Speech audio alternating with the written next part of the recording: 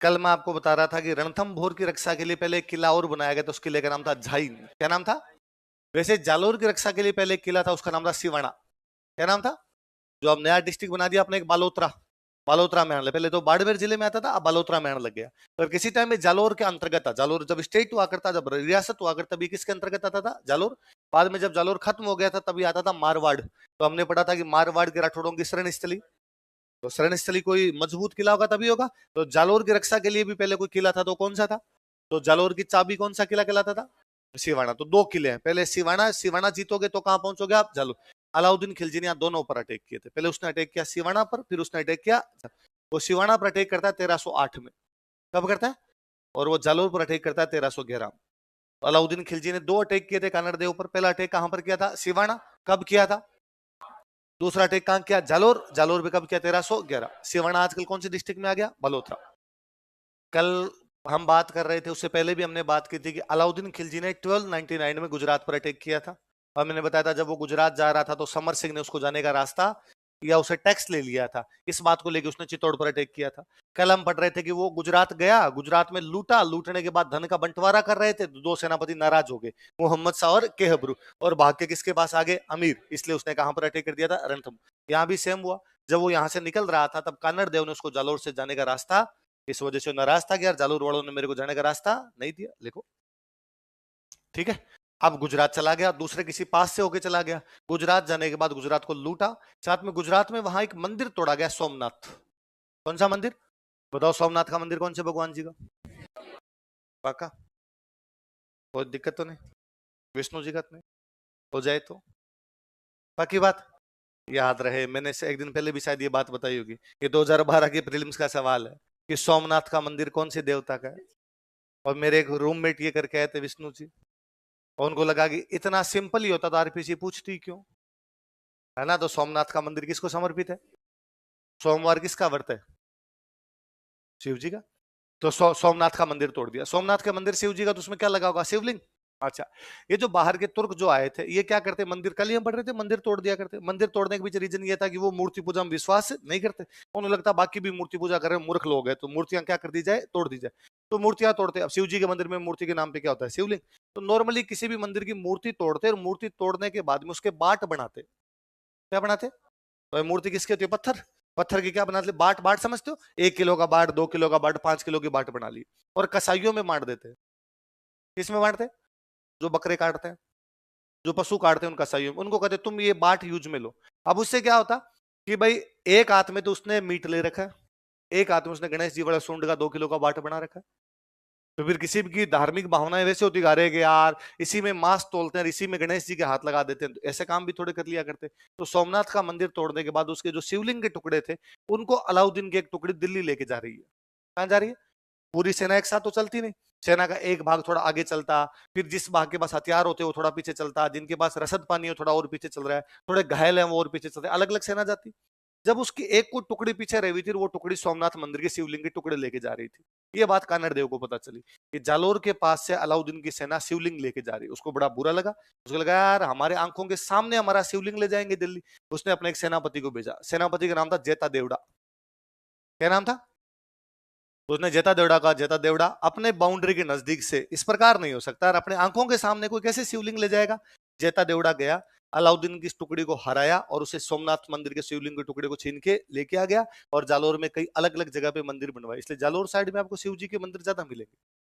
तो रीजन है कि भाई उधर से सोमनाथ मंदिर के टुकड़े छीने थे, कान्नड़ देव ने कई सारे मंदिर बनवा दिए थे। अलाउद्दीन इस बात से भी नाराज था, क्योंकि वो टुकड़ी खाली हाथ गई। खाली हाथ गई, अलाउद्दीन ने कहा लाओ रे भाई वो टुकड़े बांटेंगे, तो वो रोई बेचारी जाके टुकड़ी वहां पे। उसने कहा साहब हमसे बीच में ही छीन ली। किसने छीन ली? जेता देवड़ा। जेता देवड़ा कौन है? तो कन्नड़ देव का सेनापति। देखो,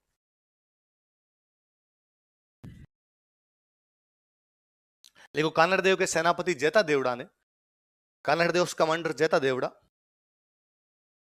कन्नड़ देव के सेनापति जेता देवड़ा ने, कन्नड़ देव कमांडर जेता देवड़ा, कन्नड़ देव के सेनापति जेता देवड़ा ने अलाउद्दीन की लौटती हुई सेना पर आक्रमण किया। Attack on retreating army of Alauddin. कहां से लौट रही थी? गुजरात।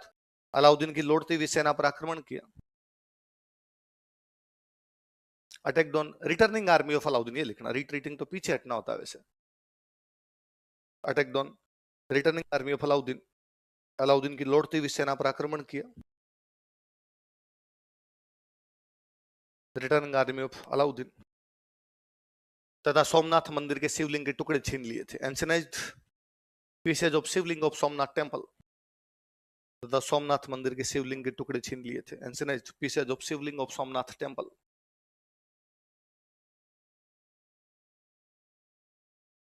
तथा सोमनाथ मंदिर के शिवलिंग के टुकड़े छीन लिए थे। एंशनाइज्ड pieces of Shivling of Somnath temple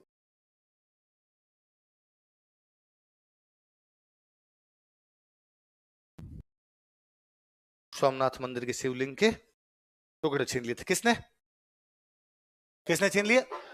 एक कारण तो अलाउद्दीन साम्राज्य का विस्तार करना चाहता है, एक कारण व्यापारिक मार्ग है, दो जाने का रास्ता नहीं दिया और आते टाइम उससे क्या ले लिए? सोमनाथ मंदिर के शिवलिंग के टुकड़े। एक कारण फरिश्ता बताता, फरिश्ता बताया था मैंने, मुस्लिम इतिहासकार है फरिश्ता। फरिश्ता ये कहता है कि जब वो टुकड़ी दिल्ली पहुंची, अलाउद्दीन ने पूछा कि भाई सोमनाथ मंदिर का शिवलिंग कहां गया? उन्होंने कहा कानड़ देव का सेनापति जेता देवड़ा आक्रमण करता है और हमसे बीच में छीन लेता है। इस बात पर अलाउद्दीन बड़ा नाराज हुआ। अलाउद्दीन के एक सेनापति, अलाउद्दीन ने अपने सेनापति का जालोर पर अटैक करो, कानड़ देव को पकड़ के लेके आओ। वो जो सेनापति था जिसने अटैक किया था उसका नाम था आइनुल मुल्क। क्या नाम था? किसका सेनापति? आइनुल मुल्क। किसका सेनापति है? नाम बोलो, क्या नाम है? क्या नाम है? पाकिस्तान में एक जगह है, यदि नाम सुना हो किसी ने, मुल्तान। वो मुल्तान का रहने वाला था, इसलिए नाम क्या लग गया? क्या लग गया? तो पूरा नाम क्या हो गया?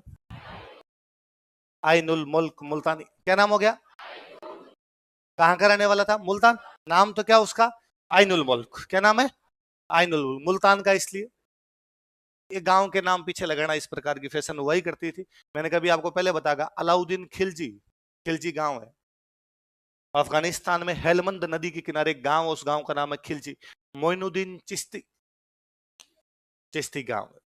चिश्ती क्या है?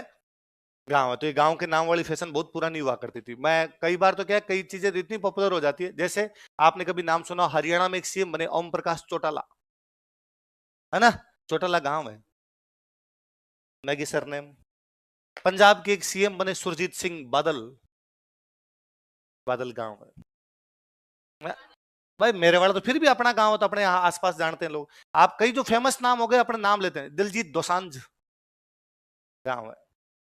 सुरजीत बिंद्रखिए गांव है। सिद्धू मूसेवाला गांव है ना? तो ये गांव के नाम। तो वैसे मुल्तान का था, इसलिए क्या हो गया? बंदे का नाम तो क्या उसका? आइनुल मुल्क। मुल्तान का इसलिए तो आइनुल मुल्क मुल्तान। मुल्तान पाकिस्तान में जगह पड़ती है, पाकिस्तान का जो पंजाब उसमें जगह है मुल्तान। अब जाके शैम्पू आए हैं जी, है ना? अपनी मम्मियों ने, अपनी दादियों ने अपने सिल्की सिल्की बाल किससे धोए हैं? मुल्तानी मिट्टी। किसे धोए हैं? गांव में कहते हैं मेट। दो काम आती, एक तो बाल धोने के, एक खाने के। खाते उसको, मम्मियां भी खाती, टाबर भी खाते उसको, खाने की और काम आया करती थी वो। तो खा भी जाया करते उसको। तो मुल्तानी मिट्टी, तो मुल्तान की मिट्टी बहुत फेमस हुई। मुल्तान का कपड़ा बहुत फेमस हुआ, छींट का कपड़ा। छींट आती थी पहले, छींट का कपड़ा। आप राजस्थान के पुराने गाने सुनोगे तो गानों में है, लाइनें हैं कि छींटा में तो छींट भली मुल्तानी रे। छींटों में सबसे अच्छा छींट का कपड़ा कहीं का है, तो कहाँ का है? एक पंजाबी मूवी है नाडू सिंह नाडू खान नाम करके पंजाबी मूवी है, उसका एक गाना है, कभी सुनना। तो उसमें वो दो लड़कियां हैं, एक लड़की पाजेब पहन रही है, दूसरे वाली पूछती है इन्नी सोनी झांझरा कित्थों मंगवाई? वो कहती है मुल्तान तो। गाना है पूरा, झांझरा मंगवाइया मैं मुल्तान तो। इसका मतलब झांझरे भी अच्छी कहाँ मिलती है? मिट्टी लेनी हो तो, छींट लेनी हो तो, झांझरें लेनी हो तो, लड़कियों तीनों काम की चीज है तुम। फिर मुल्तान को अपने इसलिए भी याद किया जाना चाहिए कि वीरेंद्र सहवाग ने वहां पर 309 रन बनाए थे। कितने रन बनाए थे? फर्स्ट इंडियन क्रिकेटर जिसने 300 रन बनाए थे वो कौन है? कौन है? वीरेंद्र सहवाग। कितने रन बनाए? कहां पर?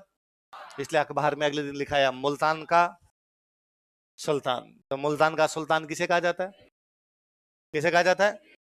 उस मैच ने पाकिस्तान के एक बहुत फेमस क्रिकेटर का करियर बर्बाद कर दिया था। वो क्रिकेटर उसके बाद पाकिस्तान में दोबारा कभी नहीं खेला, जबकि अपने समय का महानतम महानतम स्पिनर रहा है सकलेन मुश्ताक। सकलेन मुश्ताक पाकिस्तान का आज दिन तक, और पाकिस्तानी दुनिया के हिस्ट्री का एक बहुत बड़ा स्पिनर रहा है। ये दूसरा तीसरा जितनी बॉल है ये सबसे पहले सकलेन मुश्ताक की फेंकी हुई। उसी की इजाद की हुई सारी चीजें। शक्लेन मुश्ताक का उस मैच में करियर ही बर्बाद हो गया। सहवाग कितना डेंजरस खेला होगा उस मैच के अंदर कि उसने अपना शतक पूरा किया था, शोएब अख्तर के छक्का मार किया था टेस्ट मैच में, है ना। टेस्ट मैच के अंदर लोग वनडे में भी शतक, 2020 में भी शतक बनाते हैं ना, तो भी 90 के बाद में टुक टुक करते हैं, एक एक रन ले लूं, एक एक रन ले लूं। भाई इस मामले में डेंजर खेलता था। जब वो 200 पर पहुंचा तो वापस तेंदुलकर था सामने नॉन स्ट्राइक पर, उसने तेंदुलकर को कहा कि मैं छक्का मार के दो रन तक पूरा करूंगा। तो तेंदुलकर ने उसको कहा कि जस्ट पिछले मैच में ऑस्ट्रेलिया के खिलाफ तू 195 पर आउट हुआ था, पता है क्यों? क्योंकि तू छक्का मारना चाहता था और बाउंड्री पे कैच आउट हो गया था। हम तो 150 पार कर लेते हैं तो टुक टुक करते हैं, तू 195 पे खड़ा है, सिंगल सिंगल ले ले वरना मैं बैट मारूंगा तेरे। तो सहवाग कहता है कि मैंने सिंगल सिंगल लेके 2 रन तक पूरा किया, अब मैं आ गया 13 शतक पे। वापस सामने तेंदुलकर खड़ा है, मैंने तेंदुलकर को वापस कहा मैं छक्का मारूंगा। तेंदुलकर ना दिमाग खराब है, तू पहला इंडियन है जो 300 बनाएगा, आज तक कोई इंडियन 300 तक पहुंच ही नहीं पाया। आज दिन तक का इंडिया का हाईएस्ट स्कोर लक्ष्मण का है 281, और तू यार 295 96 पे खड़ा है और तू कह रहा छक्का मारूंगा। उसने कहा अब देखो मैं 295 पे आउट भी हो गया तो भी सबसे बड़ा इंडियन, सबसे अधिक स्कोर वाला इंडियन तो मैं ही होऊंगा, पर मैं छक्का मारूं। तेंदुलकर ने कहा नहीं तू छक्का नहीं मार सकता, मैं खड़ा हूं, मैं आदेश दे रहा हूं, तेरा सीनियर प्लेयर, तू छक्का नहीं मारेगा। तो उसने कहा एक शर्त है, यदि अगले ओवर में शक्लेन मुश्ताक आया तो मारूंगा, शक्लेन मुश्ताक नहीं आया तो नहीं। आप प्लेयर का वो देखो कितना खतरनाक है, कह के मारता है कि मतलब ये बॉलर आएगा तो मैं छक्का मार दूंगा। आप इंटरनेशनल क्रिकेट खेल रहे हो, किसी बॉलर की सरेआम में धज्जियां उड़ा रहे हो, इसको लगाओ मैं मार देता हूं। और पाकिस्तान की किस्मत फूटी, शक्लेन मुश्ताक को लगा दिया उन्होंने, उसने मार दिया छक्का, छक्का मार गया। शक्लेन मुश्ताक को उसके बाद पाकिस्तान वालों ने कभी नहीं खिलाया। श्रीलंका में एक स्पिनर था अजंता मेंडिस, उसकी बॉल दुनिया में किसी की समझ नहीं आती। सहवाग उसको इतना भयंकर मारता था, मतलब यूं है कि इंडिया ने पूरे ने श्रीलंका के खिलाफ स्कोर बनाया 199, पूरी इंडिया की टीम में कितने पर आउट हो गई 199। सहवाग का शतक है 199 के अंदर, सहवाग का शतक है, तो बाकी होंगे 10 5 15 20, अजंता मेंडिस के विकेट की 6, और अजंता मेंडिस के खिलाफ सहवाग का कि सहवाग ने उसकी बॉलिंग के लिए 30 तो रन बनाए 35, मतलब स्ट्राइक रेट ज्यादा ही कम है। पाकिस्तान का एक और स्पिनर था दानिश कनेरिया, शक्लेन मुश्ताक के बाद उनका एक स्पिनर आया था दानिश कनेरिया। विशाखापट्टनम में कहां पर एक मैच था, इंजमाम उल हक कैप्टन, दानिश कनेरिया बॉलिंग करे। तो टेस्ट मैच में क्या होता है, कभी आप टेस्ट मैच देखो तो नोटिस भी करना, स्पिनर जो होते हैं वो लेग स्टंप पर बॉलिंग करना शुरू कर देते हैं, कि लेग स्टंप से बॉल अंदर अंदर की तरफ आनी शुरू हो जाती है। तो उसमें क्या होता है, आपके पास दो तरीके हैं, या तो आप खड़े हो और बाहर निकल के मारोगे, बाहर निकल के मारोगे तो स्टंप होने के चांस भी है, और बाउंड्री पर मिड ऑन और मिड ऑफ पर आउट होने के चांस भी है। और ये आप डिफेंस करोगे, डिफेंस में यह हो सकता है कि एक भी बॉल चूक गई और पेड पे लग गई तो आप एलबीडब्ल्यू हो जाओगे। अब वो उधर से मत, तो उसको कहते हैं कि पैर बांध दिए, कि पैर आपके चलने ही नहीं दे रहा, वो पैर बांध के रख दिया आपने। अब दानिश कनेरिया लगातार ओवर फेंके, उधर लेग साइड से बॉल, उधर से इधर, इधर से इधर। तो सहवाग का एक इंटरव्यू, उसमें सहवाग कहता है कि इंजमाम उल हक पास में फील्डिंग कर रहा था, इंजमाम उल हक पाकिस्तान का कैप्टन था, मैंने उसका कि इंजी भाई ये जो मिड ऑन मिड ऑफ खड़े हैं तुम्हारे दो, एकदम बाउंड्री पे खड़े हैं, इसलिए मैं बाहर निकल के नहीं मार रहा कि मुझे लग रहा है वहां आउट हो जाऊंगा, तो मैंने में से मिड ऑन को थोड़ा आगे बुला लो। तो उसने क्यों, कि मुझे छक्का मारना है। तो उसने ऐसे थोड़ी होता है, एक बॉल बुला लो, मार दूं छक्का तो ठीक है, नहीं मारूं तो वापस भेज देना। होता क्या, कप्तान जब भी फील्डिंग चेंज करता है तो बॉलर से कह के करता है, पर उसने लगा एक बॉल के लिए बॉलर से क्या पूछे हम, और एक बॉल में ये कौन सा छक्का मार रहा है, इसके मन की भी हो जाएगी। उसने मिडोन आगे बुलाया, सहवाग ने अगली बॉल में छक्का मार दिया। तो वो दानिश कनेरिया, और जैसे बॉल ऊपर के दानिश कनेरिया को लगा मिडोन पे कैच हो जाएगा, उसने पीछे मुड़ के देखा तो वो तो बेचारा पास में खड़ा था उधर। तो उसने कहा इंजी भाई ये इतना पास में आ गया, इंजमाम उल हक ने कहा तुम बॉलिंग कर, बॉलिंग कर, उसको कहा वापस। तो मैं एक सहवाग के इंटरव्यू में सुन रहा था, तो सहवाग को उसमें पूछा इंटरव्यू वालों ने कि यार तुम स्पिनरों को इतना बुरा मारते थे, क्या कारण था? तो उसने कहा मैं गांव में खेला हूं और गांव में स्पिनर को बॉलर ही नहीं मानते, और आप जीते गांव में खेले हो, नोटिस कर लीजिए इस बात को। अपने गांव में या तो होता था बैट्समैन या होता है फास्ट बॉलर, स्पिनर नाम की कोई भी चीज है। और मान लो यदि कोई कहता कि मैं स्पिन करा रहा हूं, तो सामने जो बैटिंग कर रहा होता वो कहता थू अब आ तू मैं देखता हूं, है ना। मतलब फर्जी से फर्जी बैट्समैन जिसने कभी 10 रन नहीं बनाए थे वो भी राजी हो जाता कि अब वो इधर उधर देखता, किधर मार दूं, किधर भी मार सकता हूं। तो स्पिनरों को तो मैं बॉलर भी समझता। तो मुल्तान बहुत फेमस जगह है, उस मुल्तान का एक सेनापति आया था, उसका नाम क्या था, क्या नाम था? फरिश्ता कहता है कि आइनुल मुल्क मुल्तानी ने जालोर पर अटैक किया, कानड़ देव ने सरेंडर कर दिया। कानड़ देव ने क्या कर दिया? और आइनुल मुल्क मुल्तानी ने आगे समझाया उसको, समझाया, सरेंडर क्या करते हैं, समझाया उसको कि क्या पड़ा है लड़ाई में, फालतू में लड़ाई करोगे, वो दिल्ली का राजा है, बड़ा राजा है, लड़ोगे, तुम्हारा नुकसान उसका नुकसान, इससे अच्छा दोस्ती करो, मिलजुल के रहो, और तुम उसके पास चल और उससे चल के बात कर ले। और कहता है कानड़ देव ने लड़ाई नहीं की आइनुल मुल्क मुल्तानी से, वो आइनुल मुल्क मुल्तानी के समझाने पर दिल्ली चला गया, और दिल्ली जाने के बाद में वहां अलाउद्दीन के दरबार में बैठ गया जाके। लेकिन एक दिन अलाउद्दीन ने भरे दरबार में कहा कि हिंदुस्तान में कोई भी हिंदू राजा नहीं है जो मेरे से लड़ सके। तो कानड़ देव खड़ा हुआ, उसने कहा प्लीज ऐसे स्टेटमेंट नहीं देते अपने। अलाउद्दीन ने कहा कौन है जो मेरे से लड़ सकता है, उसने कहा मैं। तो अलाउद्दीन ने कहा पक्का, उसने कहा हाँ। तो इस बात पर वो वापस आ गया और उसने जालोर में आके लड़ाई लड़ी। ऐसा फरिश्ता कहता है। कौन कहता है कि उसने चैलेंज किया था, कोई हिंदू नहीं लड़ सकता, इस चैलेंज को एक्सेप्ट करने वाला राजा कौन था? लिख लो, अगला कारण लिखो। ये तो फरिश्ता जो उधर मुस्लिम इतिहासकार है वो कहता है। अपनी तरफ का इतिहासकार है नैणसी। कौन है जो इसके बारे में बात करता है? नैणसी कहता है वैसा बात तो सही है, बात तो ये ठीक है कि आइनुल मुल्क मुल्तानी आया था और कानड़ देव को समझाकर कहां ले गया था? दिल्ली। पर वो कहता है कानड़ देव अकेला नहीं गया था, कानड़ देव के साथ कानड़ देव का बेटा गया था, और बेटे का नाम था वीरम देव। क्या नाम था? दोनों बाप बेटे वहां दिल्ली चले गए थे, कानड़ देव और उसका बेटा कौन है? किसके दरबार में चले गए दिल्ली? अलाउद्दीन। और वहां अलाउद्दीन के पास चले गए, दोनों अलाउद्दीन के दरबार में बैठने लगे। नैण से ऐसा लिखता है कि वीरमदेव बड़ा हाजिर जवाब था। हाजिर जवाब समझ गए? वीटी जो हाथों हाथ किसी बात का जवाब दे दे, ह्यूमर जिसका बहुत अच्छा हो। तो कहते हैं एक दिन अलाउद्दीन भरे दरबार में, अलाउद्दीन वीरमदेव, वीरमदेव बड़ा ही हैंडसम था उस टाइम का, बड़ा शानदार सुंदर राजकुमार था। पर कहते वीरमदेव के बाल नहीं थे, शरीर पर बाल होते हैं और अब तो क्या है, ये बाल नहीं होना भी अच्छा ही माना जाता है ना? सलमान खान और यूं शर्ट उगाड़ते हैं तो बाल नहीं, वरना अनिल कपूर सनी देओल को देखो, तो पहले यूं भालू जैसे आदमी हुआ करते, शरीर पर यत्र तत्र सर्वत्र यूं बाल ही बाल दिखाई देते। वीरमदेव के नहीं थे तो उस समय अजीब लगता ना इसके नहीं होना। तो कहते अलाउद्दीन ने एक दिन भरे दरबार में वीरमदेव कहा कि वीरमदेव, भगवान जब बाल बांट रहा था तू कहां था रे? एकदम यूं गोरा चिट्टा यार, तेरे बाल ही नहीं ऐसे। तो वीरमदेव बड़ा हाजिर जवाब था। अब पूरा दरबार हंसा भाई, ये तो हंसने वाली बात ना, एक प्रकार से मजाक की जा रही किसी आदमी। वीरमदेव हंसा, वीरमदेव ने कहा हाँ सुल्तान तुम्हारी बात ठीक है कि भगवान जब बाल बांट रहा था तो जो बाल वाली स्टोल थी वहां पर मैं थोड़ा लेट गया था, क्योंकि जहां पर बुद्धि बंट रही थी वहां पर मैं 2 बार चला गया था। इसलिए जब मैं बाल वाली स्टोल पे पहुंचा तो देर हो चुकी थी, वहां के बाल बंट चुके थे। क्यों? क्योंकि वहां तुम 2 बार चले गए थे।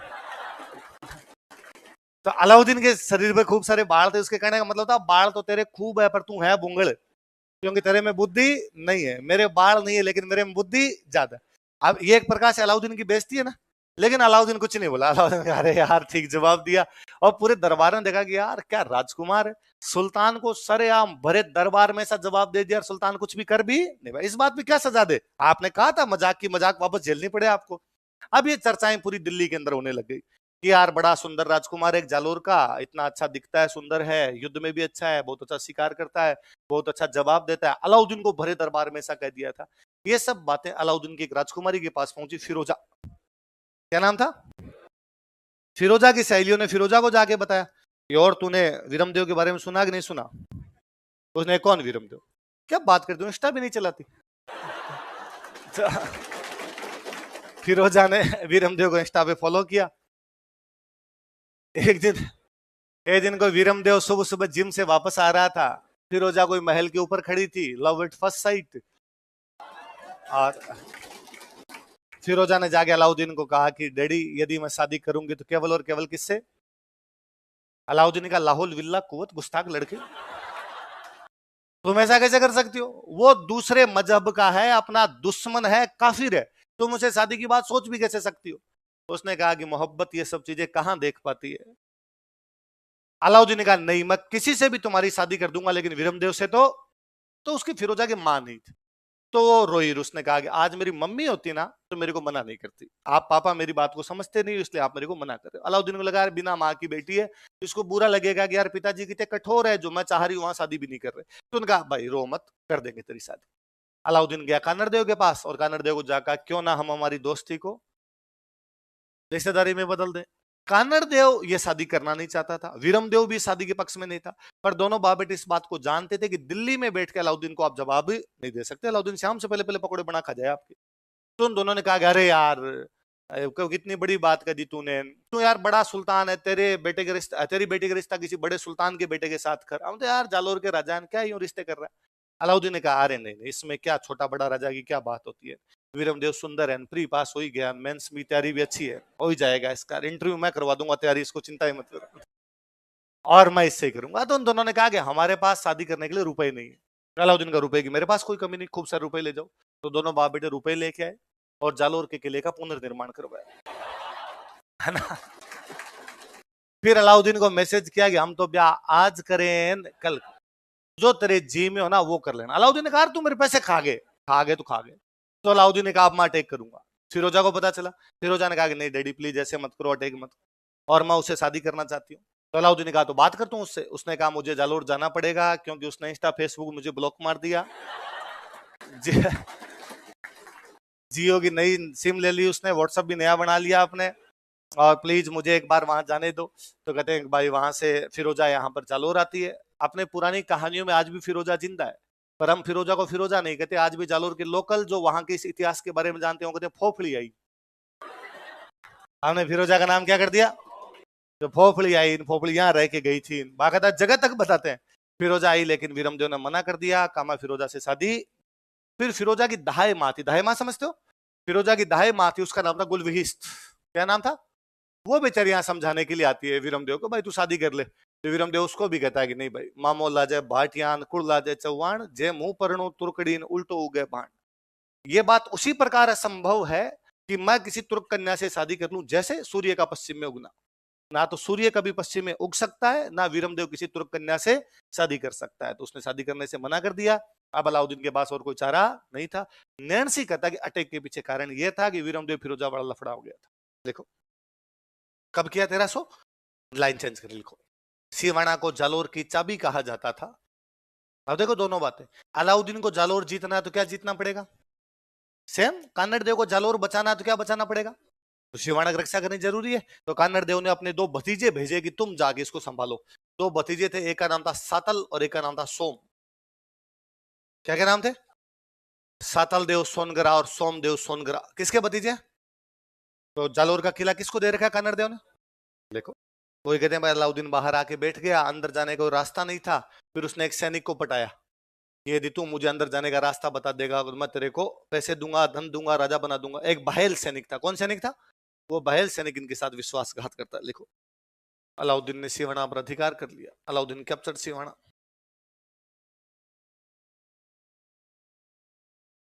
तथा इसका नाम बदलकर खेराबाद कर दिया and renamed it as Khairabad. तथा इसे कमालुद्दीन गुर्ग को सौंप दिया and handed over it to Kamaluddin Gurg. तथा इसे कमालुद्दीन गुर्ग को सौंप दिया and handed over it to Kamaluddin Gurg. तथा इसे कमालुद्दीन गुर्ग को सौंप दिया and handed over it to Kamaluddin गुर्ग।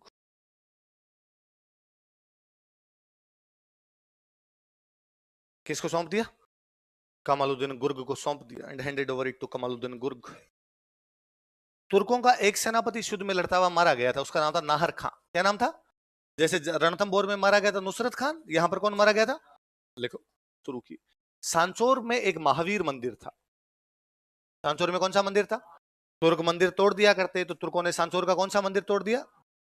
जैसे अपने अजमेर में सरस्वती कंठाभरण पाठशाला थी, उसी प्रकार उसमें खूब सारी पाठशाला एक शहर में थी, उस शहर का नाम था भीनमाल। क्या नाम था, आप मान लीजिए भीनमाल उस टाइम का अपना विद्या का केंद्र ही था, उस समय का कोटा था।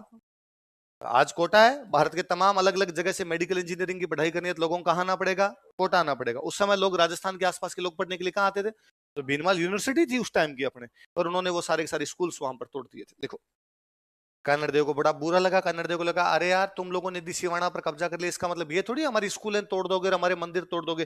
कान्नड़ देव वहां से बाहर निकलता है और जालोर में जो बदमाशी करते हुए तुर्क घूम रहे थे उनको वहां से जालोर से बाहर निकालता है।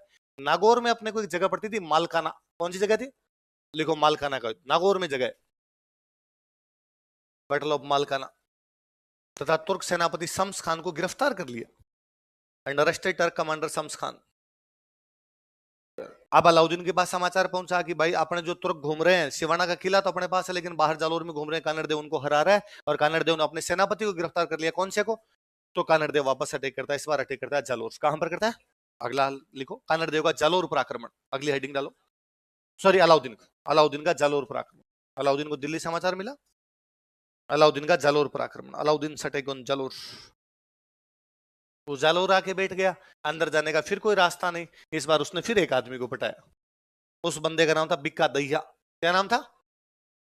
उसने बिक्का दैया कहा कि यदि तू मुझे अंदर जाने का रास्ता बता देगा तो मैं तेरे को धन दूंगा, और जब कानड़ देव और वीरम देव दोनों लड़ते हुए मारे जाएंगे तो मैं तेरे को जालोर का क्या बना दूंगा? राजा। बिक्का दैया उसके चक्कर में आ गया। बिक्का दैया ने कहा मैं तुझे अंदर जाने का रास्ता बता सकता हूँ। तो बता। तो उसने कहा इस किले की दीवार एक साइड से कच्ची है, और तू यदि कच्ची वाली दीवार तोड़ दे, भाई दीवार पक्की तो टूटेगी नहीं, कैसे टूट के अंदर घुसोगे? कच्ची वाली दीवार टूट सकती है, वो यदि दीवार तुम तोड़ दो तो पूरी दीवार टूट जाएगी, अंदर घुस जाना, अंदर सेना कम है उनको मार देना, मार के कब्जा कर लेना। तो अलाउद्दीन ने कहा कहां से कच्ची? उसने कहा ये तो नहीं पता मुझे। तो अलाउद्दीन ने कहा इतने बड़े किले का कैसे पता लगाएं फिर दीवार कहां से कच्ची है? तो उसने कहा एक मैं तरीका बताता हूँ। राई होती है, राई, राई का बीज होता है, सरसों जैसा बीज होता है राई। तो उसने कहा राई का जो बीज होता है ना, उस बीज की एक खासियत है, यदि वो रात को जमीन में डाल दिया जाए तो सुबह तक वहां से जमीन में दरारें आ जाएगी, जमीन फटने लग जाएगी वहां से, वो बहुत जल्दी अंकुरित होता है वहां से। इसलिए इसके चारों तरफ राई का बीज डाल दिया जाए, जहां से जमीन फटेगी इसका मतलब वहां से जमीन क्या है? कच्ची। इसका मतलब साइड वाली दीवार भी क्या है? कच्ची। तो तुम ये कर सकते हो। तो उसने कहा ठीक है। अब उसने आसपास घोषणा करवाई कि जिसके पास जितनी राई हो लेके आओ। आप जैसे खूब सारे शमशेर बहादुर थे, राई के बोरे भर भर के लेके आए, और आका ये ले राई। और अलाउद्दीन ने मुंह मांगे दामों में खरीदी कि हाँ भाई कितने में बेच रहा है? 10 रुपए किलो। कितने बेच रहा है? 20 रुपए किलो। खरीद लो। और चारों तरफ राई डलवा दी। जहां से राई फूट गई इसका मतलब वो जमीन कच्ची है, उसने उधर की दीवार तोड़ दी थी। एक मेरे जैसा कोई महाआलसी आदमी था, वो सुबह राई लेके आया, और मैंने कहा मैं भी अलाउद्दीन राई लेके आऊं। हाँ भाई तोलो इसकी राई। क्या भाव दी? मैंने कहा 100 रुपए किलो। उसने कहा नहीं, 2 रुपए किलो में तोल लो। मैंने कहा रात तो तुम 50 रुपए किलो और 100 रुपए किलो और 20 रुपए किलो वैसे ले रहे थे। अलाउद्दीन ने कहा राई रा भाव राते गया। राई रा भाव, राई के भाव तो कब चले गए? 2 सवाल। कोई आपसे पूछेगी कि राजस्थान का कौन सा किला राई के भाव बिक गया था? जालोर का किला। कौन सा किला? कोई पूछेगी इस कहावत का क्या अर्थ है कि राई रा भाव राते गया, काम का हो जाना। कोई काम हो जाता है उसके बाद आप पहुंचते हो तो अगला क्या कहेगा आपको? राई रा भाव। आरएस का फॉर्म निकले, आरएस का फॉर्म भरने की अंतिम तिथि थी मान लो 30 दिसंबर या 31 दिसंबर, आप 3 जनवरी को उसके पास गए तो वो आपको दुकानदार कहेगा राई रा भाव, है ना? आपकी क्लास होनी थी 1 बजे से 7 बजे तक, आप 8 बजे आएगी सर क्लास लो, मैं कह सकता हूं आपको राई रा भाव। जो काम हो जाता है उसके बाद जब हम पहुंचते हैं उस मुहावरे को क्या कहा जाता है राजस्थानी में? राई रा भाव। राई के भाव तो कब चले गए? रात को चले गए। तो राजस्थान का कौन सा किले के बारे में कहा जाता है कि वो राई के भाव बिक गया? और वो रास्ता बताने वाला बंदा कौन था? कौन था? कहते बीका दैया को अलाउद्दीन ने खूब सारे रुपए दिए। बीका दैया घर पे गया, अपने घर पे जाके उसने अपनी पत्नी को रुपए दिए। पत्नी का नाम था हीरा दे। क्या नाम था? उसने हीरा दे को जाकर, हीरा दे क्या पैसे पैसे करती है, पैसे के लगा दूं, ये पकड़ पैसे। तो उसने कहा रुक रुक रुक, तू लाया कहां से? तू एक फौजी है, इतने रुपए कहां से आए तेरे पास? कोई लॉटरी लगी, कोई रम्मी खेल ली तूने ऑनलाइन, कोई एमपीएल भी टीम बनाई तूने, क्या किया था? ये रुपए कहां से लाया? ड्रीम 11 भी टीम लगी तेरी? तो उसने कहा तेरे को आम खाने, गुठलियां गिननी, रुपए चाहिए तो रुपए ले, गहने बनवा, तेरे को कपड़े खरीदने कपड़े खरीद। तो उसने कहा नहीं नहीं, पहले मुझे बता कहां से लेके। और बिका दैया ने कहा और किसी को मत बताना, ये रुपए मेरे को अलाउद्दीन ने दिए हैं, क्योंकि मैंने अलाउद्दीन को किले के अंदर आने का रास्ता बता दिया। अब अलाउद्दीन अंदर आके कानड़ देव वीरम देव दोनों को मार देगा, फिर मुझे बनाएगा राजा, मैं राजा बनूंगा तो तू बनेगी, मजे है थोड़े दिन में अपने दोनों। और वो तो दारू पिया आता तो पड़ गया। और हीरा दे को लगा कि लिचड़ मेरा पति है, ये विश्वासघाती देशद्रोही नमक हरामी जो देश को बेच आया, ये मेरा पति है। और उसे लगा कि ऐसे पति से तो अच्छा है पति हो ही ना, तुमने मार दिया। तो बिका दैया को कौन मार देती है? कौन मार देती है? तो मैं हमेशा कहता हूं कि राजस्थान वीरों की धरती है, पर उससे भी अधिक वो क्या है? हमारे यहाँ की महिलाएं बेहद मजबूत थी, इसलिए पुरुष स्वभावतः मजबूत हो। दुनिया का, मैं हमेशा कहता हूं कि किसी भी समाज को यदि देखना है तो वहां का साहित्य पढ़िए, है ना? एक हिंदी का स्टेटमेंट है कि साहित्य समाज का दर्पण है। साहित्य समाज का, सोसाइटी कैसी है ये लिटरेचर में रिफ्लेक्ट हो रहा है।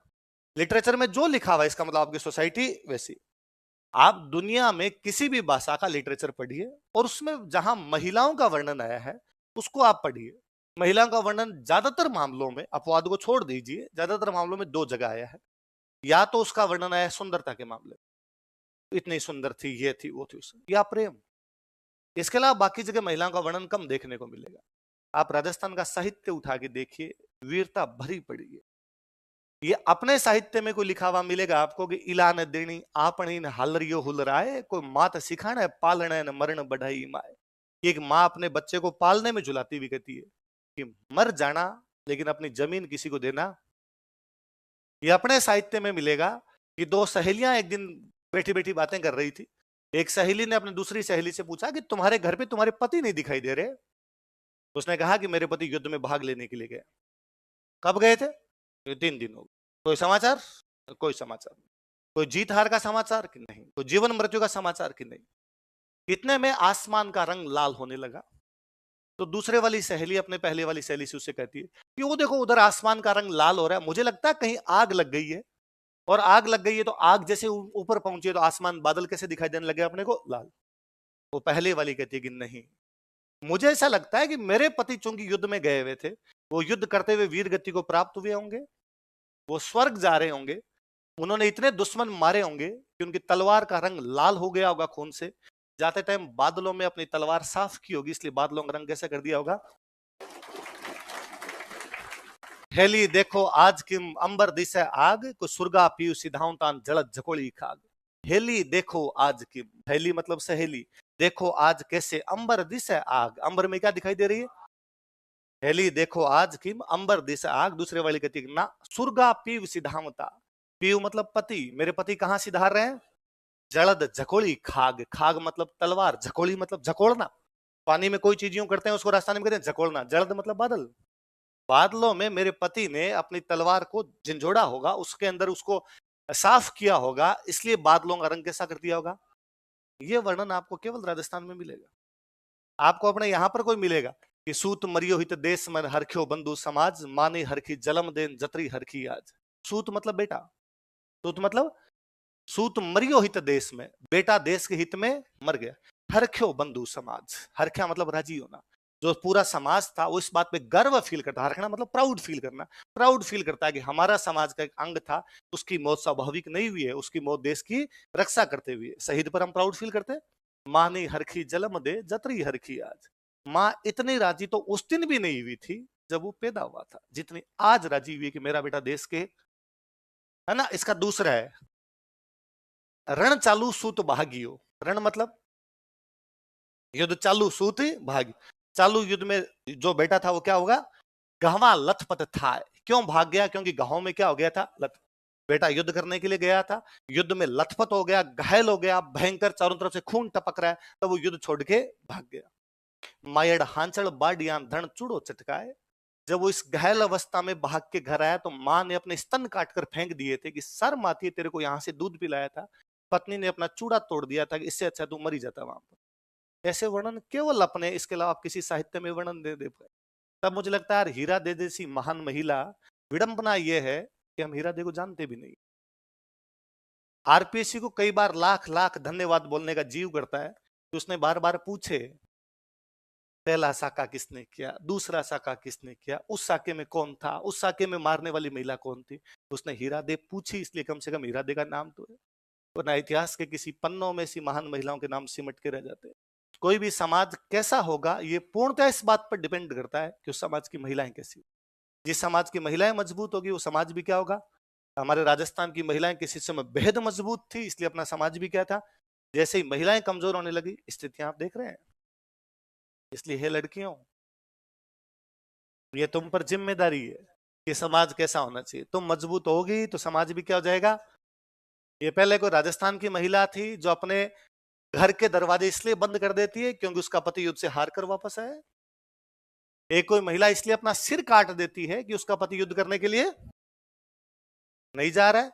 तो कोई माँ, कोई पत्नी, कोई बहन अपने भाई को, पति को, बेटे को प्रोत्साहित करती, एनकरेज करती कि लड़, देश की रक्षा कर। अब स्थितियां ठीक उल्टी है। गली के अंदर कहीं लड़ाई हो रही हो, बंदा केवल बाहर खड़ा देखे तो लोग कहते थे अपना मायने जो थे ना लड़ा। मुझे कई बार कोई कहता है कि देखो सर कितना भ्रष्टाचार है समाज में, दिख रहा है, साफ साफ दिख रहा है, चारों तरफ भ्रष्टाचार है, भयंकर वाला भ्रष्टाचार है समाज में। तो सर समाप्त कैसे हो? जिस दिन महिलाएं ठान ले, एक दिन कोई पति रुपए लेके घर आए, एक आधी हीरा दे बन जाए, और मारने की आवश्यकता नहीं है, केवल चाकू लेके पीछे ही भाग ले। अगली बार कोई दोबारा इस प्रकार से भ्रष्टाचार के पैसे लेके घर पे आएगा, पर अब स्थितियां उल्टी है। अब वो पूछती है कि ऊपर की कमाई, मैं कई बार बताता हूँ, मैं फर्स्ट ईयर में एक पढ़ा करता बीकानेर, सब इंस्पेक्टर की वैकेंसी आई हुई, मेरे साथ में एक भैया रहा करते पास में, वो सब इंस्पेक्टर की तैयारी करे, वो डेली आके मेरे को क्वेश्चन सुनाते कि ले सुन ले मेरे से। उनको थोड़ा मेरे से बातचीत की तो उनको लगा ठीक है बच्चा, जीके वीके ठीक है इसकी, तो आ जाते कि ये मैंने आज पढ़ा, 5 पेज पढ़े, इनमें से क्वेश्चन पूछ। मुझे भी मजे आते उनसे क्वेश्चन पूछने में, उससे भी अधिक मजे इस पर आते कि मैं उनको फंसा लिया करता कि ये नहीं आ रहा भाई साहब, थानेदार नहीं बनोगे आप, ऐसे नहीं। एक दिन वो साइंस के कुछ क्वेश्चन लेके आए मेरे पास और हिंदी के क्वेश्चन लेके आए, और मैंने 45 मिनट तक जितनी माथापच्ची करनी थी कर ली, पर उन्होंने सारे जवाब दे दिए, मेरे से एक भी सवाल में फंसे नहीं। तो मैंने सरेंडर किया, भाई साहब आप तो, आपकी तैयारी अच्छी हो गई यार, आपको सब कुछ आने लगा, इस बार आप पक्के थानेदार। उनका हाँ यार लग रहा है इस बार मेरा सिलेक्शन हो जाएगा। तो उन्होंने कहा मेरा सिलेक्शन हो जाएगा ना, तो फिर तेरे भाई के पास खूब सारे पैसे होंगे, और तू तेरे पापा से पैसे मत मंगना बाद में गाँव से। तो भैया तो मैं दूंगा तेरे को महीने का खर्चा। वो भैया से आपकी कितनी तनख्वाह होगी? उन्होंने कहा अरे यार इसमें तनख्वाह का क्या लेना देना है इसके अंदर। तो मैंने कहा तो, अरे उनका थानेदार थानेदार होता है, अरे खूब पैसे होंगे। तो मैंने कहा आप भ्रष्टाचार करेंगे? तो उनका भ्रष्टाचार नहीं है, कुछ चीजें शिष्टाचार होती है, आपने कोई जबरदस्ती थोड़ी लेंगे, जो जीता होता है उतना तो होता ही है, और उसमें अपना खूब सारा आएगा। आपने नई नई 12th पास करके आए थे, 12th में भ्रष्टाचार का ऐसे पूरा याद किया था। मैंने उधर वाली लाइनें भैया पे चिपकाई, और मैंने कहा देश को केवल बाहरी दुश्मनों से खतरा नहीं है, ये अंदर का भ्रष्टाचार हमारे देश को अंदर ही अंदर खोखला दिमक की तरह करता जा रहा है, और आप भ्रष्टाचार कैसे कर सकते हो। मैंने 2-4 मिनट उनको भाषण दिए, उन्होंने जाते जाते मेरे सिर पे हाथ फेरा और वापस कहा कि राजवीर तू अभी टाबर है, तू नहीं जानता कि लैक्मे की नेल पॉलिश 55 रुपए की आती है। तो मुझे लगा अच्छा भ्रष्टाचार का लैक्मे की नेल पॉलिश है। मैं किसी पुरानी क्लास में जब ये किस्सा सुना रहा था कि स्टूडेंट खड़ा और उसने कहा सर आप अभी भी बोले ही हो, आप 55 की नहीं आती है, वो महंगी आती है सर। तो महिलाएं जिस दिन ये धारण कर लेगी कि हमें इन चीजों को समाप्त करना है, उस दिन चीजें क्या हो जाएगी समाप्त। लैक्मे नेल पॉलिश अब कितने की आ रही है?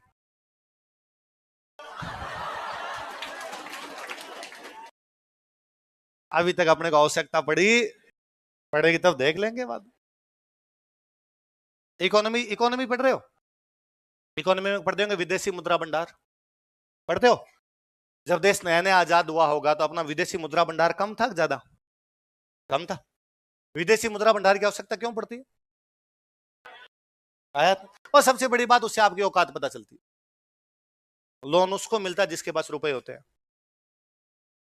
लोन उसको मिलता है जिसके पास है ना। अपने को एक गांव में ऐसा आदमी जिसके पास 1 करोड़ रुपए है, वो किसी से जाके मांगता 10 लाख दो, कोई भी 10 लाख दे देगा, उसको पता है इसके पास है, चुका देगा। तो जिसके पास कुछ ही नहीं है उसको कोई भी उधार देता। इसलिए बिजनेसमैन को जो लोन मिलते हैं उनकी इंटरेस्ट रेट कम, एजुकेशन के लोन की इंटरेस्ट रेट ज्यादा, क्योंकि उनको पता है कि यहां से आने की संभावना, ये रिस्की लोन है, ये वापस आएगा कि नहीं आएगा, बैंक को भी लगता है कि पता नहीं है इसका, तो वो हमेशा रिस्क वाला देखते हैं। तो विदेशी मुद्रा भंडार इसलिए भी कोई देश रखता है कि अगर अपने पास रहेंगे तो किसी भी देश से अपना व्यापार ढंग से हो जाएगा। फिर अपने को सबसे बड़ा है कि ऑयल खरीदना है यार, ऑयल के रुपए कहां से देंगे, तो अपना विदेशी मुद्रा भंडार ही काम आता है उधर। नेहरू जी ने देखा कि विदेशी मुद्रा भंडार कम, चीजों का आयात होता है ज्यादा, निर्यात होता है कम, नया नया देश था, मैन्युफैक्चरिंग आपकी कम थी, तो सारी चीजें इंपोर्ट करनी पड़ रही, एक्सपोर्ट के मामले में आपके पास कुछ भी नहीं है। अब जितना एक्सपोर्ट ज्यादा उतना विदेशी मुद्रा भंडार ज्यादा जाएगा बाहर, इंपोर्ट ज्यादा होगा उतना ही बाहर ज्यादा जाएगा, आयात ज्यादा हो रहा है। तो नेहरू जी ने चेक किया कि यार कहाँ इंपोर्ट ज्यादा कर रहे हैं, तो पता चला कि अपने ये जो क्रीम पाउडर ये जो चीजें हैं इन पे ज्यादा हो रहा है, कॉस्ट्यूम कॉस्मेटिक आइटम जो भी है इन पे अपना क्या हो रहा है ज्यादा। तो नेहरू जी ने, भारत के बहुत बड़े बिजनेसमैन थे टाटा, रतन टाटा के जो फोर फादर है, उनको बुलाया, उनको बुलाकर ये कम से कम ये पाउडर क्रीम तो खुद बना ले, तो ये तो बाहर से नहीं मंगाना पड़े। तो टाटा ने एक ब्रांड लॉन्च किया, इस ये आपके सौंदर्य का एक ब्रांड, ब्यूटी का, ब्यूटी प्रोडक्ट्स का एक ब्रांड लॉन्च किया, लक्ष्मी, इस नाम से। हमारे प्रोडक्ट्स जब यदि आप लगाओगे, जितनी सुंदर माँ लक्ष्मी है, गॉडेस लक्ष्मी है, उतने सुंदर आप हो जाओगे। लक्ष्मी ब्रांड भारत के अंदर खूब हिट हुआ। कालांतर में टाटा को लगा रहा अपने खूब सारे बिजनेस है, ये अपने से नहीं समझ रहा, टाटा ने वो लक्ष्मी ब्रांड एक फ्रेंच कंपनी को बेच दिया। उस फ्रेंच कंपनी ने उसका नाम बदल किया लैक्मे। क्या किया? लैक्मे का ओरिजिनल नाम क्या है? क्या है? अब लड़कियों को लगता है अब तो हम खरीदेंगे, तो सस्ता सा ब्रांड कर दिया सर। हमें लगता था foreign brand, Lakme foreign brand नहीं है, अपना था, हमने फॉरेन कंपनी को क्या कर दिया था, बेच दिया। देखो लैक्मे नहीं लिखना लिखा। अलाउद्दीन ने जालोर पर अधिकार कर लिया, अलाउद्दीन कैप्चर्ड जालोर तथा इसका नाम बदलकर जलालाबाद कर दिया and renamed it as Jalalabad. Khairabad सेवाना किया ना, तथा इसका नाम बदलकर जलालाबाद कर दिया and renamed it as Jalalabad. तो चित्तौड़ का किया था खिजराबाद, सेवाना का किया था खेराबाद, जालोर का किया था जलालाबाद और झाइन का किया था नो सर, कल बताया था मैंने, तथा इसका नाम बदलकर जलालाबाद कर दिया। नाम बदलकर क्या कर दिया, अब सुन लो, एक लिखना नहीं, एक बात हमारी पहले लिखी हुई है। यहीं से वो कानर देव के एक भाई को जिंदा पकड़ लेता है मालदेव। किसको पकड़ लेता है, इसको अपने साथ दिल्ली ले गया था और बाद में उसको चित्तौड़ का किला दिया। कौन सा किला दिया, कहते हैं कानर देव वीरमदेव युद्ध में लड़ते हुए मारे गए। फिरोजा ने यह कहा था कि वीरमदेव की लाश लेके आना, या जिंदा या मुर्दा पकड़ के लाना, पर वो मिला ही नहीं उनको। फाइनली कानर देव की केवल गर्दन गर्दन मिली थी, बाकी अंग अंग कट कट के गिर गए होंगे उसके कहीं पे। तो कहते हैं फिरोजा के पास उसकी गर्दन लेके गए, फिरोजा को ले जाकर भाई जिंदा पकड़ा नहीं गया, मरने के बाद उसके अंग अंग बिखर गए, हमारे पास गर्दन आता ही गर्दन तेरे पास लेके आ गए। तो कहते हैं फिरोजा उस गर्दन को लेके और उसके साथ यमुना में कूद जाती है, फिरोजा सुसाइड कर लेती है। फिरोजा ने कहा जीना मरना इसी के साथ है। तो जल जोहर वापस वास्तव में किसी ने किया था, किसने किया, तो अपने किसी राजस्थान की कवि की लाइन है कि फिरोजा जब वो गर्दन उसके सामने लेके गए तो फिरोजा ने कहा भाई मैं पूरी जिंदगी इससे मिलना चाहती थी, लेकिन ये कभी भी मेरे से मिलने के लिए भी राजी नहीं हुआ। अब कम से कम मैं इसको भर नजर देखना चाहती हूँ कि देखूं तो सही कैसा है ये। तो अपनी किस्से है, अपनी कविताएं, उनमें कवि का वर्णन है कि जब फिरोजा उसके चेहरे को देखने के लिए उसके सामने आई तो उसका वो जो गर्दन गर्दन थी, मुंडी मुंडी थी, वो चेहरा घूम गया। फिरोजा इधर आई देखने के लिए, इधर हो गया। उसने कहा मरने के बाद भी फिरोजा को तो दर्शन दूंगा। तो फिरोजा कहती है कि तज तुर्कानी चाल हिंदवाणी हुई है मैं, कि मैं तुर्कों की बातें छोड़कर क्या बनने के लिए तैयार हूं, हिंदू। तज तुर्कानी चाल हिंदवाणी हुई है मैं, मारा भोबोरा भरतार शीश न धूण सोनीगरा। हे मेरे भव भव के भरतार, हे मेरे 7 जन्मों के पति सोनगरा, प्लीज मेरे से सिर मत घुमा, मैं तेरे से ब्याह करने के लिए तैयार हूं। पर सोनगरा चक्री हो गया, उसने मुंह दिखाया, लिखो नीचे अलग लिखो।